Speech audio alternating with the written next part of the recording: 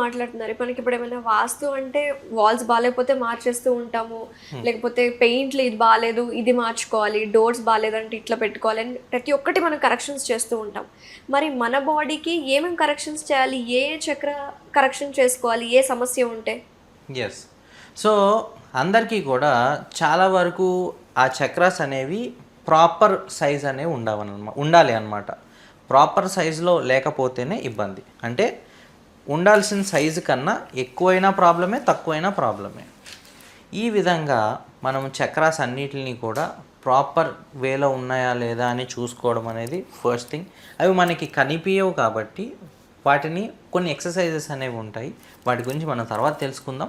But ఆ exercises కొన్ని breathing techniques కావచ్చు, వీటన్నిటితో కూడా మనం వాటిని బెటర్మెంట్ చేసుకోవచ్చు అనమాట. ఓకే. యూజువల్గా మనకి ఫీవర్ వచ్చిందంటే కొన్ని సిమ్టమ్స్ ఉంటాయి. ఏదైనా బాడీ వీక్ అయినా సరే, లేకపోతే డయాబెటీస్ వచ్చిందంటే కొన్ని సిమ్టమ్స్ ఉంటాయి.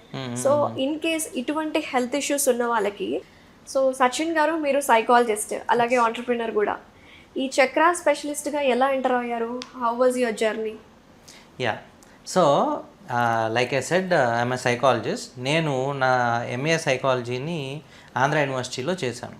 ఓకే. ఈ సైకాలజీ చేసినప్పుడు మైండ్ అనేదాన్ని రీడ్ చేశాను. నెక్స్ట్ దాని తర్వాత ఆంటర్ప్రెన్యూర్గా ఉన్నప్పుడు ఈ మార్కెట్ని కొంచెం స్టడీ చేశాను. అయితే ఈ మైండ్ గురించి చదివినా, మార్కెట్ గురించి చదివినా ఎక్కడా కూడా నాకు ప్రాపర్ ఆన్సర్ అనేది దొరకలేదన్నమాట.